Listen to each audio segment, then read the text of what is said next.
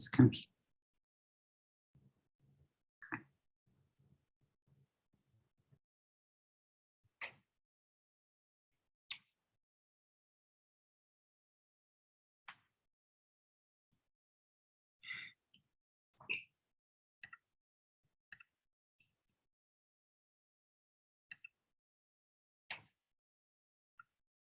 Just giving everybody a few minutes to get on. You know how that works with Zoom. People have to like update and all that stuff, and it takes a second. So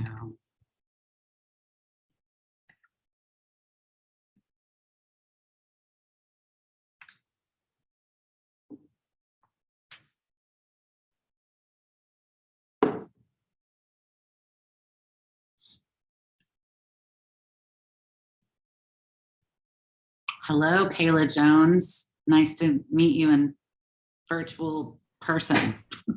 I know, all of the emails and phone calls. It's nice to finally see you. Yeah. Welcome to the School of Art.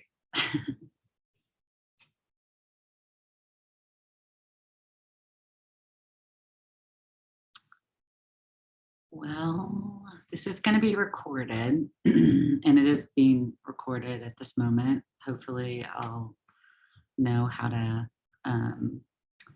get it out there publicly for the people that can't join. I know there is a few that have other obligations, and so they can't join. Plus, I'm sure there's going to be new students that'll just, or not new, but students that might just be learning about this through the classroom. And so, so we might, maybe depending on the need, we could do this again. But for now, we just wanted to get started with the process for the Wingate Accelerator grant, which is what we've called it. So if you don't know me, I'm Jeannie Hewlin. I am a professor in ceramics, but I'm also Associate Dean in Fulbright College. And the other committee members, one is Donna Smith-Jones, but she is having probably a wonderful time with a new baby right now, so she's not here. So I'll let Kayla Jones introduce herself, and then the rest of the committee, because she's stepping in for Donna. So yes and no. Obviously, I could never fill Donna's shoes, right? But I am new to the team. I will be the Assistant Director of Recruitment and Scholarships. So I'm getting all those questions and answers ready for you all. I'm coming over from the College of Engineering, doing graduate recruitment work on campus, but love to be back with my artists, my fellow artists. Becky or David, whoever. I'm Becky Drolin. I'm one of the area heads in photography, and ready and willing to help with this process. It's exciting to be a part of this new opportunity that can be so impactful. So as the committee members, we've just been wrapping our heads around how to best get the information out to y'all and then support you once the applications are in progress. Awesome. And I'm David Andre, drawing area head. I'm also on the committee and here to help. Okay, so I'm going to start this, and then it's going to be kind of informal overall, but David and Becky will also kind of fill in some other aspects of the application process. So first of all, the Windgate Foundation has been probably, have just been amazing benefactors for the School of Art. That's the new facility that's going in.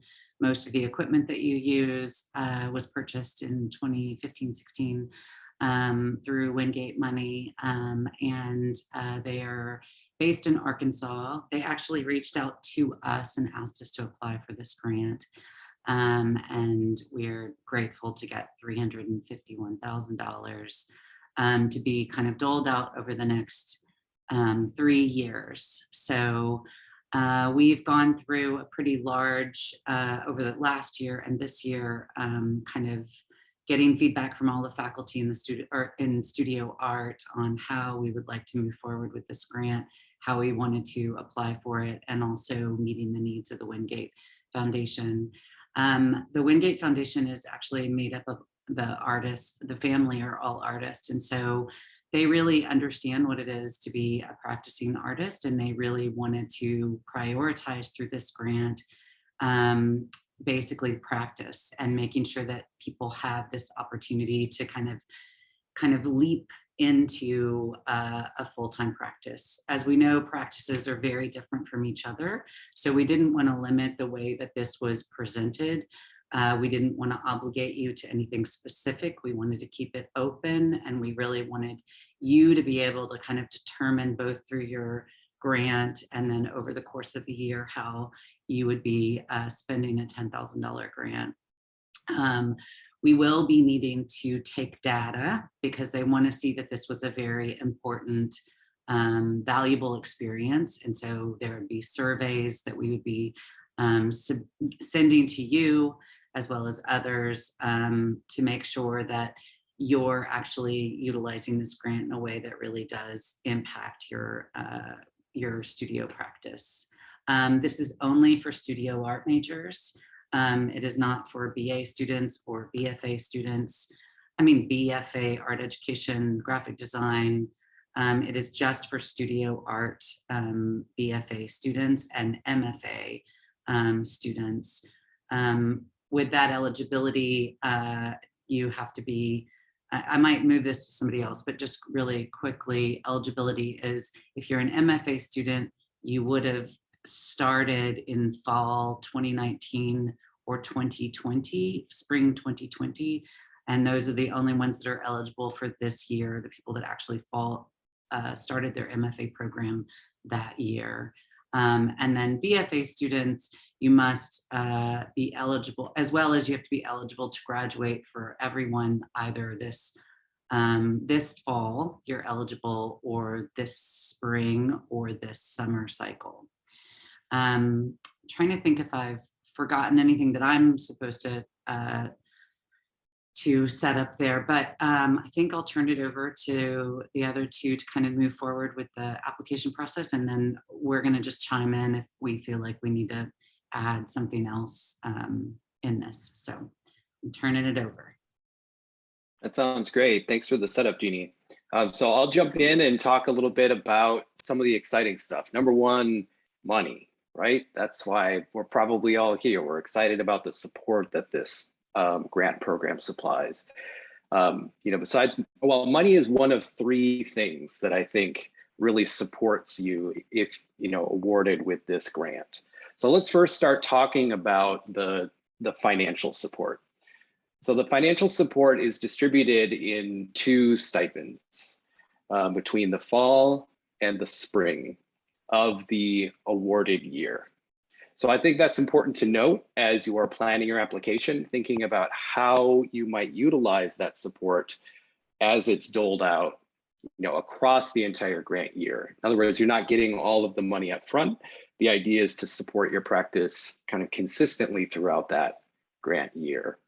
So again, fall and spring is when that money is dispersed. The second part of support that's important to note is the opportunity for exhibition. So this grant also comes with it the ability to showcase your work through the School of Art at the culmination of the grant cycle or the award year. So that's a really cool way, to not only build your professional career as you move forward, but also just kind of share that kind of energy and discovery that you had over the year that this award supported you with, right? And then the third piece of support that I'd like to talk about is the support that you have for mentors through this program. So in the process of applying, you will need to identify a faculty liaison. So a faculty liaison is somebody who is from the School of Art who will help you with your application materials and then also connect you with who your mentor will be throughout the grant cycle. So throughout your year of support, if awarded, you'll be working with an external mentor of your selection to help you along the way, developing your work, utilizing the kind of grant funding to its fullest. So it's up to you to determine your list of mentors. And if selected for an award, you would work with your faculty liaison to make that connection, to this external mentor that you'd be working with. So the idea is that you can identify somebody who is going to be in the location that you're going to be in, who's going to be really sympathetic to your practice, who you think is maybe going to plug you into the right network, who's going to push you in the right way, who is going to just really help you really take advantage of the support that you'll have for the year during the award. So those are the three big pieces of support, right? Monetary, the exhibition, and then the support structure that the faculty liaison and ultimately primarily the mentor, the external mentor, supports you in that awarded year. Supposed to move on, I should talk a little bit more of some specifics on the awards. All grantees will meet as a cohort during the year for professional development and peer support. 10 grants will be awarded in total. At least 3 of those will be given to BFAs, and at least 3 will be given to MFAs.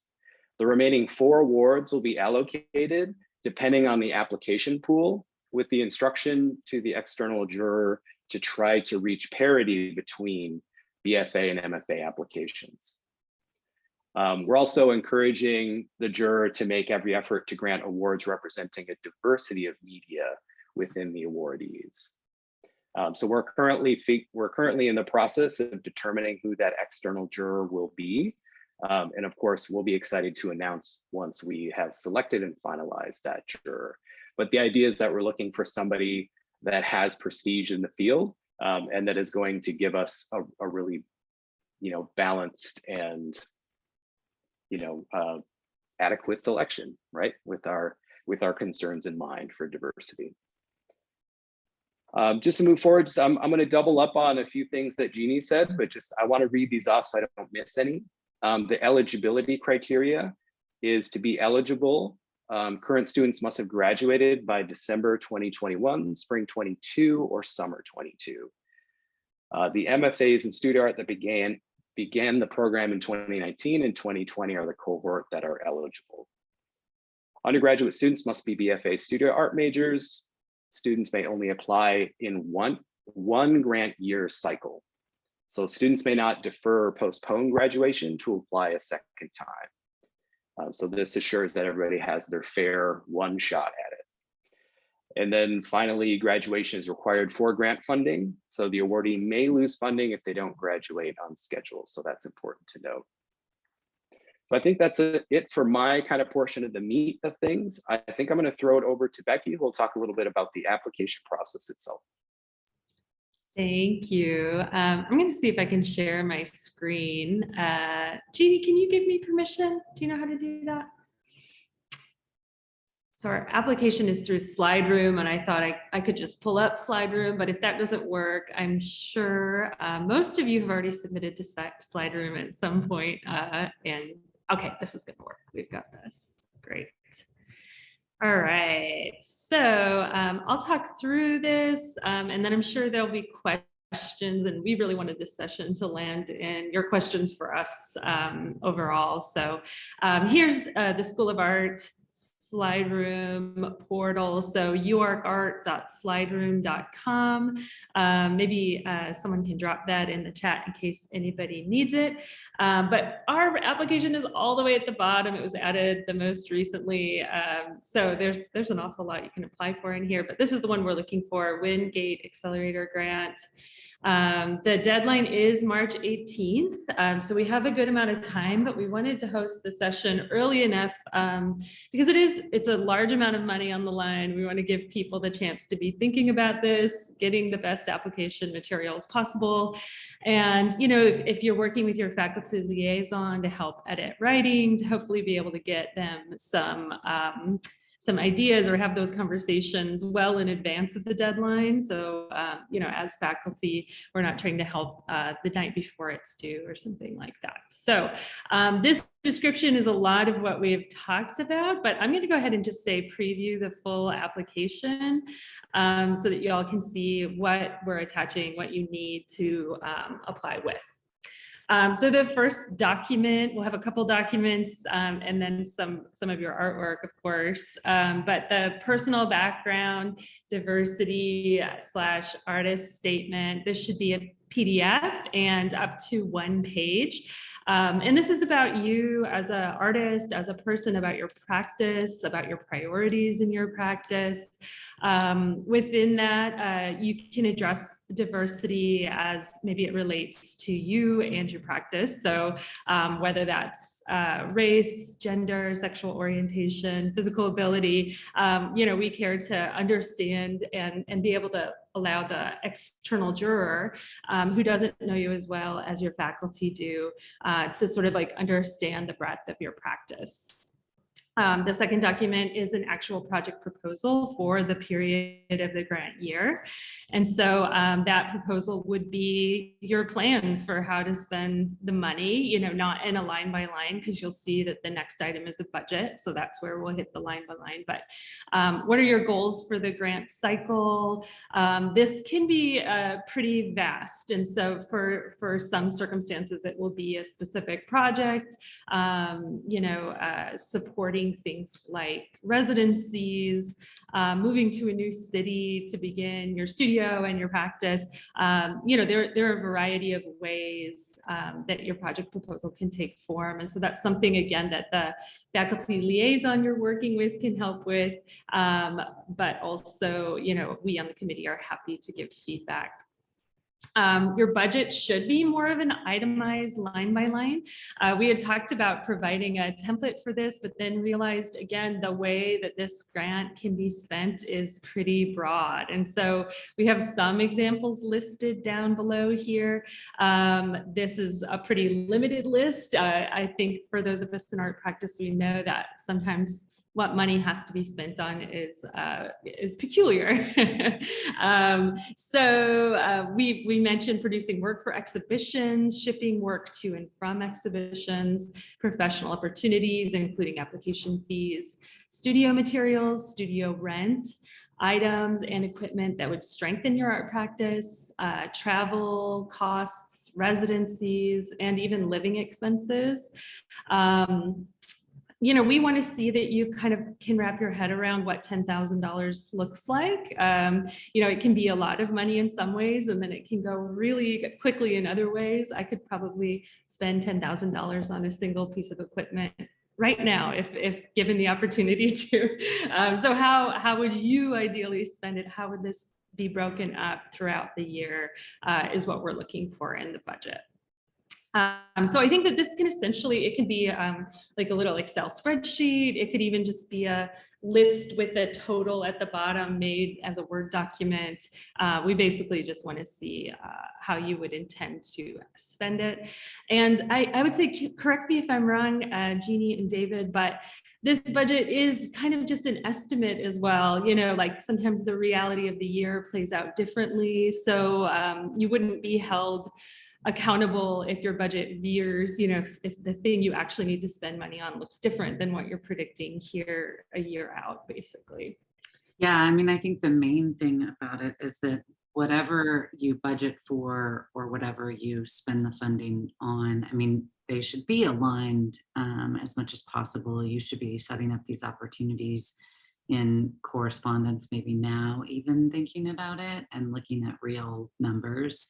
But the main thing is that this money really needs to support your studio practice. That is the reason why it's given to you, and that can be broad, but it must support your studio practice. Like, and you should be able to validate and verify that through these surveys that we'll be giving out to you to say, this is, you know, this is how I spent the money and how it impacted my studio practice. Great, thank you, Jeannie. Well, and I'll leave that there, but of course we can answer any other questions. But then the CV, we're putting a maximum of 3 pages on that. And it's okay if yours is not 3 pages, but just highlighting your accomplishments up until this point. And then this last item is really just for our BFAs. I believe the MFAs can skip this particular item, but we want to pre-check from your advisor that your graduation date will line up with the grant cycle. And so that would be emailing Nick Rowan to get email confirmation, and then Jeannie, again, maybe you can jump in. Is the email confirmation from Nick enough, or is there an official document that we have to upload there? Well, so I actually talked to Nick about this, and so they're ready to, receive emails. So it would be a good idea for you to even go ahead and send them an email now and say, I am planning on maybe even taking the rest of my credits this semester. Could you do a check? And this is kind of like a pre-check. And basically Nick will send you an email back saying, well, it looks like you have, 15 more credits. It looks like you could take those credits, next fall, and you're in, 3 now, or you only have 3 credits, and it looks like you could take that class over the summer. And so they will say that it's a pending potential application or graduation date. There's also a deadline to apply for graduation if you're applying this spring, and I'm not sure exactly when that date is, but that's the other thing that you can also do is upload. So that email, you would just want to make a copy of a PDF of that email from Nick saying, yes, this person's on track for graduation one of these dates, depending on the courses that are taken. That will not be the full, if you receive the grant, that we would need a confirmation. We cannot actually give you this money unless you have graduated. So you must graduate within that time frame in order to receive this funding. So if for some reason you don't graduate and you do receive the grant, you actually won't get the grant. We will have a wait list, and that money will go to somebody else. So you need to make sure that you're on track for graduation on the time that you say that you're on track, and you actually graduate during that time period. And because obviously there's a lot of people that are worthy of this grant, and 10 people are not the only, we have a lot more than 10 people that are like amazing, right? So in that competition, we want to make sure that we set some very specific parameters. So email Nick, and Nick is ready to send you an email back, and that correspondence might be good to start now so that you know that you have it in time to upload it for that March 18th deadline. Perfect, thank you. So the last section is just the portfolio of work. So 10 images of current work. In uploading those 10 images, it should be like the work that you have that maybe corresponds with your statement above. But you may be starting something really new in your project proposal. And so I think being able to discuss, how one thing leads to the next could be really interesting. I've been exploring this in my work in the project year. I hope to,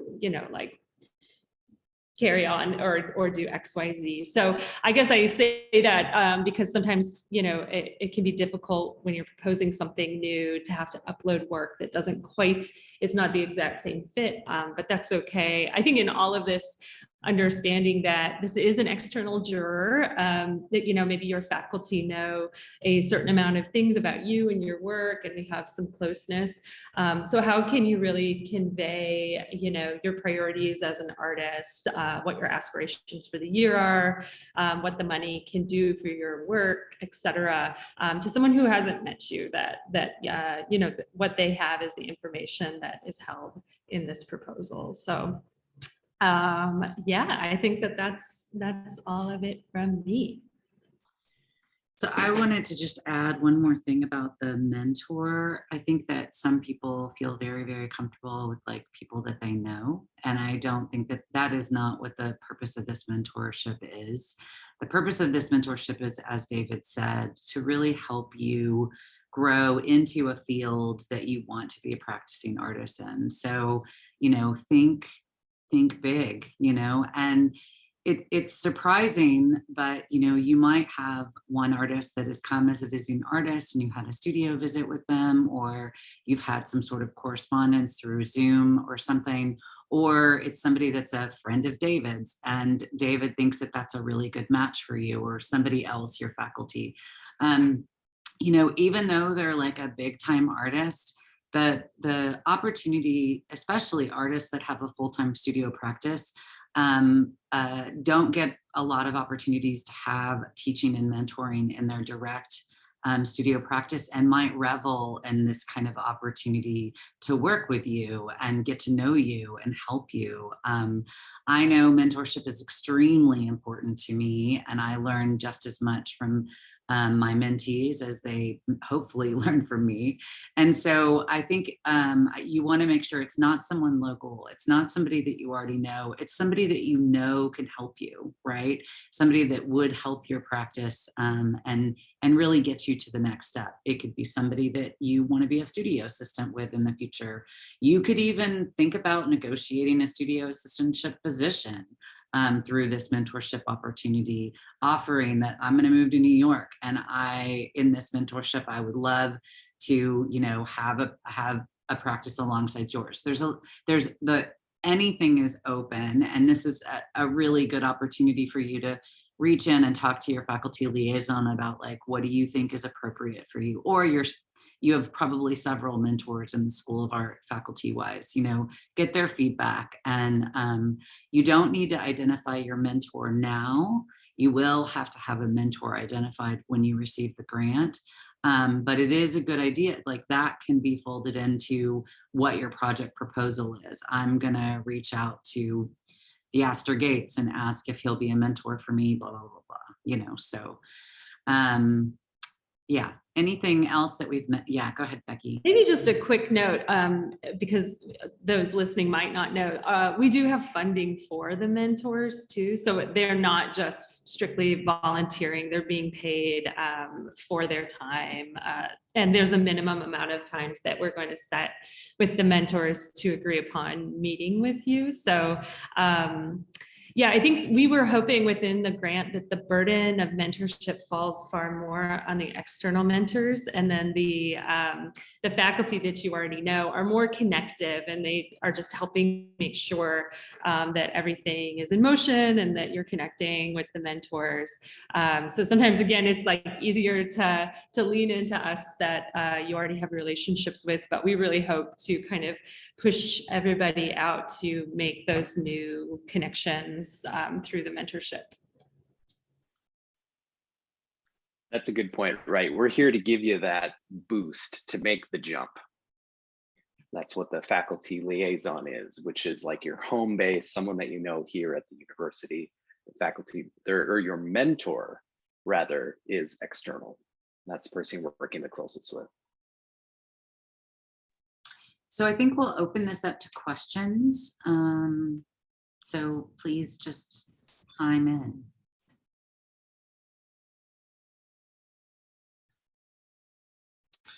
Yeah, Jeannie, I've got a question. So about eligibility. So I did not start in the spring 19, or was it fall 19, spring 20, even though my graduation date is within the eligibility range. Because of my specific circumstance of why I'm here additional year, does that disqualify me? It does. We've actually wanted to be, very set on this. That we have students that actually, I had a student that finished their thesis last, like 3 years ago, and they finally got their thesis document in, and that would make them eligible because they didn't graduate on that end. So we wanted to be fair with everyone, and it's about your starting year, and each time you have to graduate within that 3-year cycle, which is standard for MFAs. So apologize that you're not part of that cohort, but we wanted to be fair with the cohorts overall. Thank you. I have a question. I think you kind of got at it that in your statement and proposal, you might mention your mentor, but then at the same time, you might not be solidified on a mentor until you receive the grant. So I guess I was just wondering, how important it will be to like detail what you would want from your mentor in your proposal. I mean, so again, yes, you are correct on, it's okay to say that. But I mean, I think that if that's part of your real proposal, like I'm going to move to New York and I am going to work with this, artist in some capacity, right? And maybe again, you might already have a relationship with that person, you might decide it doesn't matter if I get 10K or not, I'm going to New York no matter what. And so then it's kind of easier for you to even think about building the relationship in advance. So I think it really depends on you. You could list several mentors. We do expect that it might take a while to find a mentor. But it really, again, we want to try to leave it as vague as possible. So everyone is eligible based on what their expectations are. And that's another thing that might be a really good thing to talk to your faculty liaison about, like, what do you think is best for me to be applying with? So yeah, hopefully that kind of answers it. I could jump in a little bit and just say that it's probably good to show that you're thinking about how you would really put this support into effect during your grant year. So the more that you can talk about people that you're thinking about or possibilities for how this grant year could look, I think it just strengthens your application in general, that it shows that you're somebody who's prepared to put the support to good use. So yeah, if you could be specific about that mentor relationship that you look to establish, I only see that as a plus. But I would say in tandem with that it doesn't disqualify you if you don't know who your mentor is going to be. So hopefully that helps a little bit. Yeah, you may be able to know what you hope for in a mentorship relationship without knowing the specific person too, if that's comforting.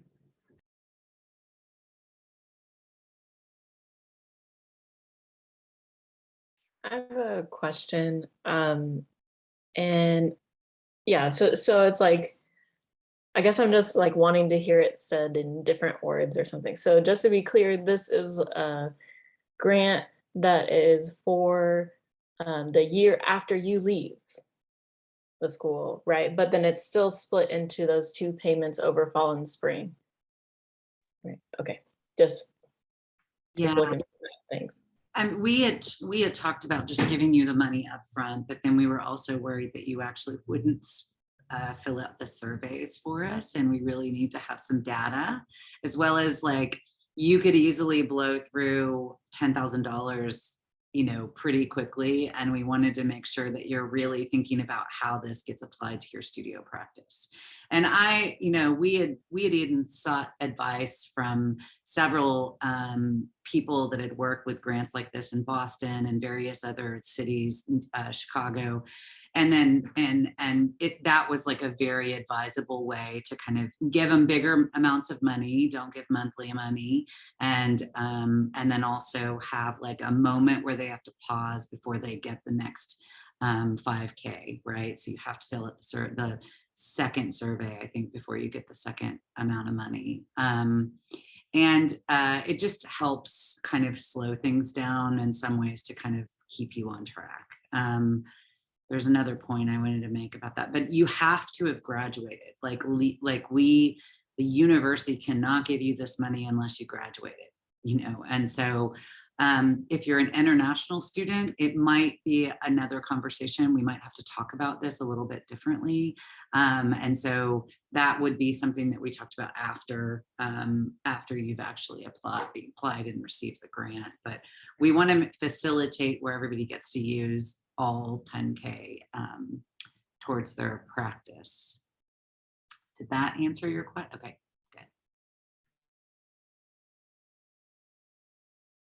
good. For the portfolio, are we able to provide links to Vimeo? Because most of my videos are like way over 250 megabytes. I believe so, but I will double check on that. I feel like usually that's kind of an asterisk that we have, you know, upload the video or provide a link, but we can double check and try to make that accessible, because I do think, yeah. Jeannie, did you have something? No, yeah, we'll talk to Kathy about an ability to provide a link. Thank you very much for that. Okay, I got another question. I'm just spinning here. What if you know, a big part of your proposal is like you want to relocate to Chicago, but then you actually moved to Cincinnati. Like, how much trouble would you be in? I mean, again, I think as long as you have a studio practice, you know, so the idea is that you're going to get this because of your work, because of what you've presented as like a professional person that can like basically make it, you know, for that year, right? And have opportunities that you've, you know, thought about professionally. If those shift, I mean, really, we've been in a pandemic for 3 years. So like, we understand pivot. So, and, you know, and then that would just have to be validated in the data that you're presenting in your survey. Like, I was heading to Chicago and then my mentor moved to Cincinnati and like gave me a free place to live. Well, duh, go, you know? So I think that's completely appropriate. But again, really think through, I mean, all of you graduating students should be thinking about what you're doing next. It's always funny when you ask a student like, well, they all want to hurry up and graduate, and when you're like, well, what are you going to do? And they're like, I don't know, I'm just going to graduate. Well, no, I mean, I think that you should be thinking right now what you're going to do next, because applications, actually, that's another thing, like applications for residencies next year generally start in February and into March. So you might apply to be an Archie Bray Fellow, a Penland Fellow. There's a lot of other fellowships. The other thing is, I didn't tell you at the beginning, is that I think there's about maybe 8 or 9 organizations nationally that receive the same 10K. So like, who's to say you might become a Penland Fellow and get 10K from us, and you might get 10K from them. And that would be amazing. But Haystack, Penland, CERF, which is the Craft Emergency Relief Fund, got the funding. UALR for their undergraduate program got a smaller amount, but they also, the 2 institutions were just them and us when it comes to schools. I can't remember who else, American Craft Council. There's a few other organizations that got this funding too. And so the other thing that you should know for your, like, you know, future is that, like, if we have great data from all of you that receive these grants and we submit it back to Wingate, there's a really good chance that we'll continue with this funding, you know, in perpetuity. And, you know, and also it might really help other institutions also get this funding, which again, you might end up getting again, because really Wingate wants to focus on studio practice. So both like your good application, your acceptance, and your like strong studio practice are just really important to now and in the future. I have a question that focuses kind of around the mentor, but if we want to focus like more on a like nomadic practice, and there's like lots of moving around within our next year, I'm just thinking like specifically like international travel, would it be better to try to keep up with like one mentor who's really focusing us in the direction that we choose? Or like I have ideas like working with farms and speaking to people on farms is kind of like my mentor connection. Would there be a possibility to kind of write, like, would it be good to write that in? Like, I want to speak to all these mentors that might not be somebody I can just list, or I have this main overhead, like, person in art that I'm working with who's assisting me, but they maybe aren't there all the time. And we talk like over Zoom like this, or in different, like, I don't know. I'm just thinking like, I would love to spend some of this money to like go learn how to do paper in Japan and then come back. Like, do I need that mentor to be somebody who can step me through that and be there along that trip? Or like, can they just be an overarching figurehead who's like, I'm still in communication with? Yeah, I would say that you should, I mean, you'd pick like a person that really understands expansive practice, right? And then that would be the person that would really just help you throughout the process. I think I feel like mentorship is so important, like, and mentors don't always have to be paid. So you have the one that's paid, that is obligated to the institution, obligated to you, has like a bigger, broader understanding of practice. And then, of course, you learn how to seek other mentors. I mean, I think that's the other thing about folding a mentor into this process, is that like no one gets there without other people ever. Like, you know, you might think you did, but you probably didn't, right? And so that is the way that you get into a field. And so building other mentors, even outside of art, in the farm industry, whatever else, like that's brilliant and very important and should be talked about. But I think that the overall mentor is something that might be different than that, like very broad practice that you're interested in. Travel is great. Strongly supported.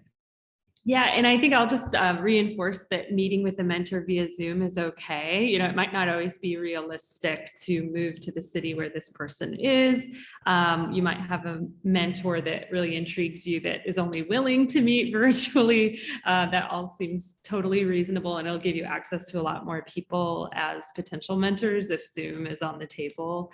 And then in the case of your question, you know, there are ways that potentially you could delegate, you know, payments within that $10,000, not to give up too much, but like to honor the work that maybe someone is teaching you or contributing to you. You know, like the overarching mentor is established within our budget. But if there are like, even as part of anyone's budget, if there's a workshop to attend and it costs money to learn this thing, that's very much on the table within this type of funding. Thank you all so much. Appreciate that.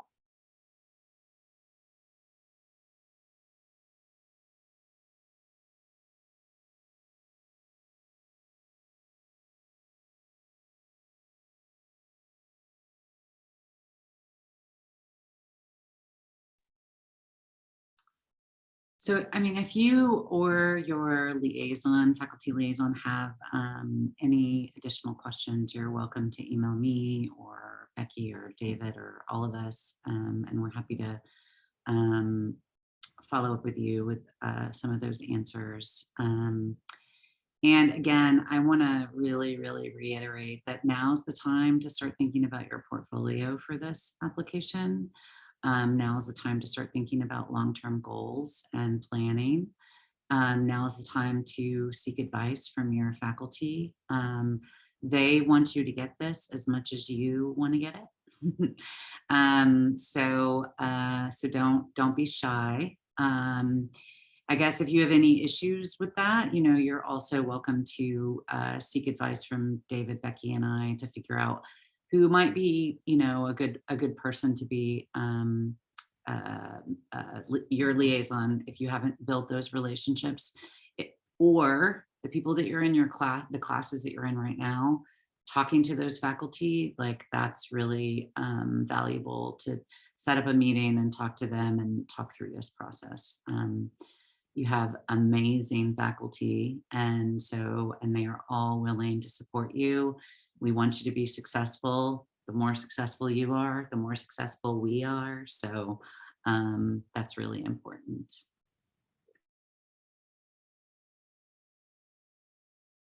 Any last questions?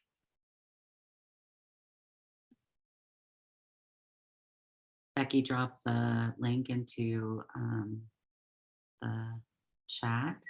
You probably have all been to our slide room website, hopefully at this point.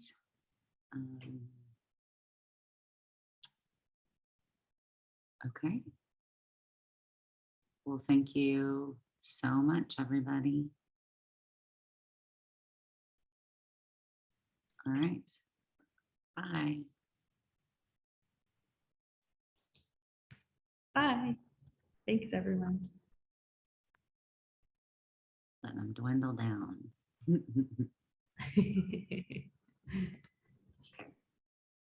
Bye, everybody. Bye. Thanks, guys.